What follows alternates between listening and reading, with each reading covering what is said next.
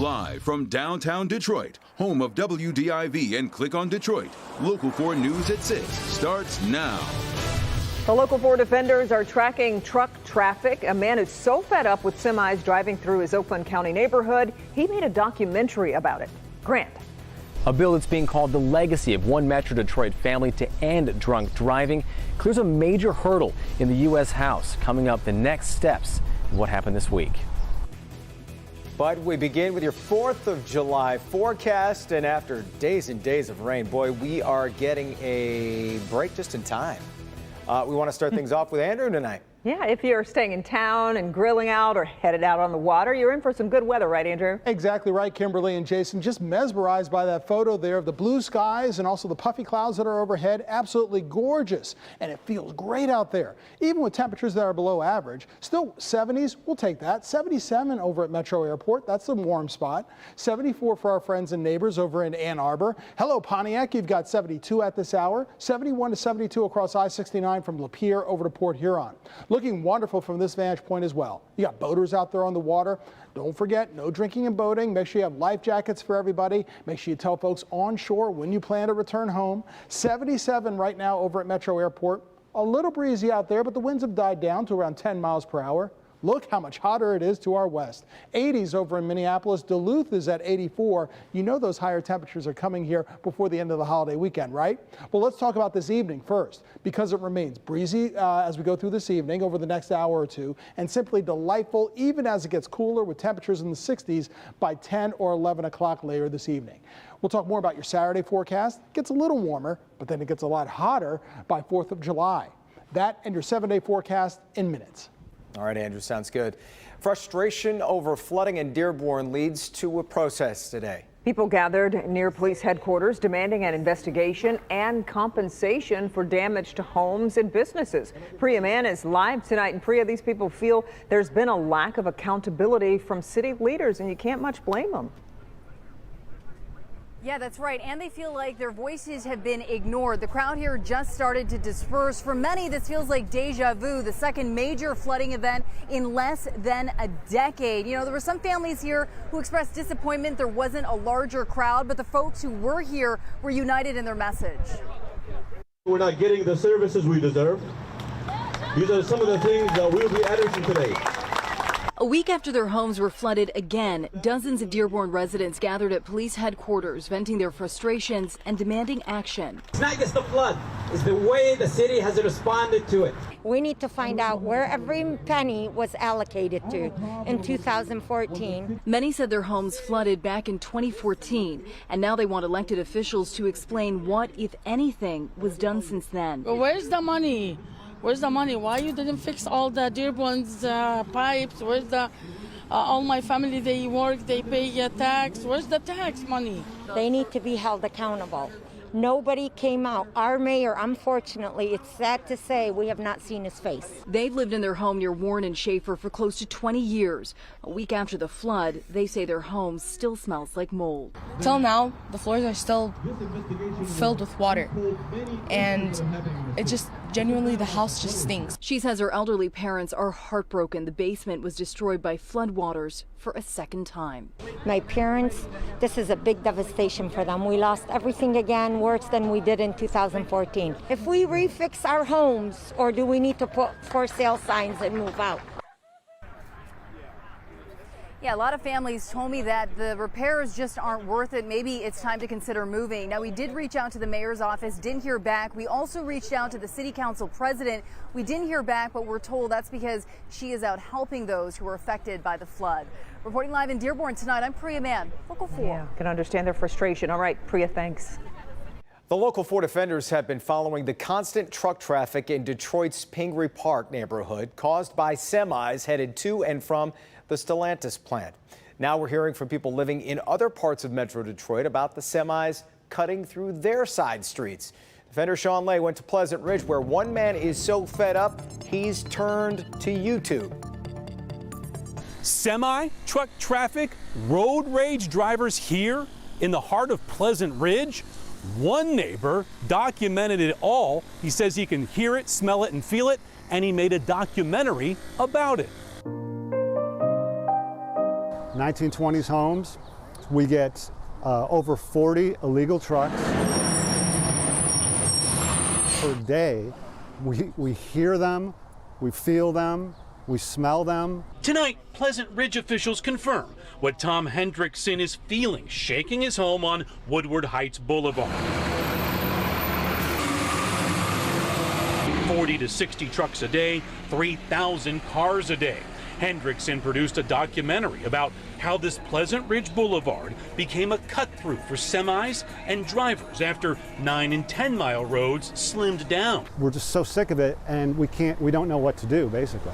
Pleasant Ridge did a traffic study last fall and approved pinch points to make Woodward Heights less attractive to semis, but the pinch points, they just haven't been done yet because it's actually hard to get concrete work done this year. The city manager says police try to enforce the no trucks law but can't be here all the time. Neighbor Howard Smith, he used to drive a big rig. Well, I think it's ridiculous. I'm seeing truck drivers that aren't paying attention to the signs. They're coming through obviously residential streets where they can obviously get a ticket. If I drove down a street like this, I knew I'd be in the wrong. I'd be expecting a ticket, yet I see them come through here all the time. I'm like, this is my beautiful 1920s historic Pleasant Ridge neighborhood. Also, in talking to Council Member Scott, he says the next step here could be for neighbors to make a petition to start getting things rolling in the direction they want to see. In Pleasant Ridge, Sean Lay, Local 4. All right, Sean. Council Member Scott also says traffic apps are leading drivers to that boulevard, which could account for some of this. The city has asked tech companies to properly label Woodward Heights, and Scott says they have been receptive to that request. A Grosse Pointe man is now facing charges for 2 sexual assaults at a dollar store in Detroit. The FBI says Antonio Lee Cotton exchanged gunfire with federal agents last week in Kentucky. He was arrested today in Detroit and will be formally charged Tuesday.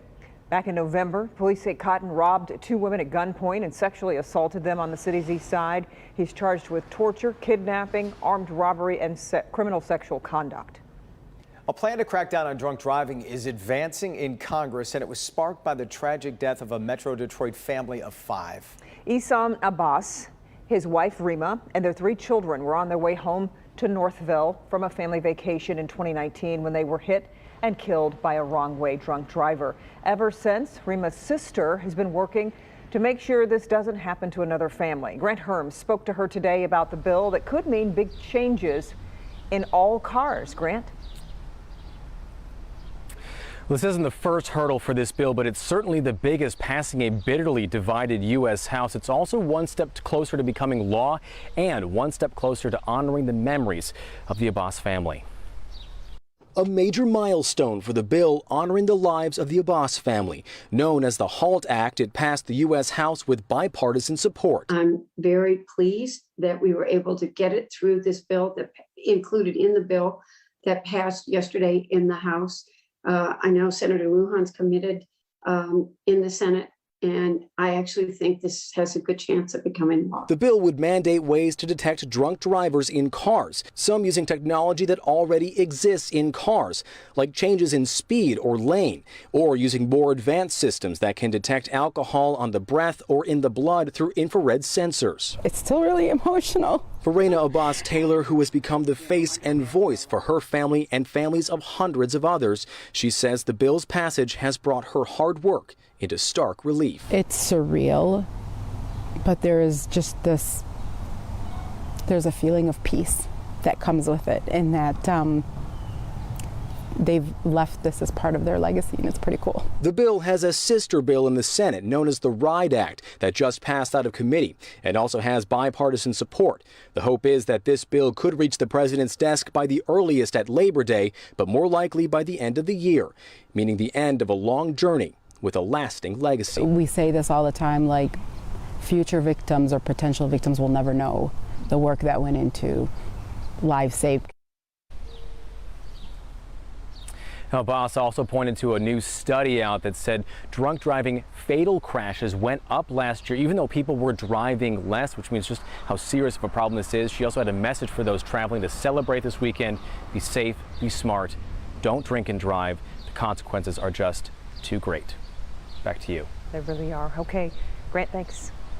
Now to the coronavirus, with nearly 500,000 Michiganders already signing up for the new vaccine sweepstakes. Yeah, the state says in the first 24 hours, 465,000 Michigan residents registered, including nearly 24,000 young people. If you're already vaccinated or you make an appointment to get the shot, you are eligible for $5 million and $500,000 in scholarships.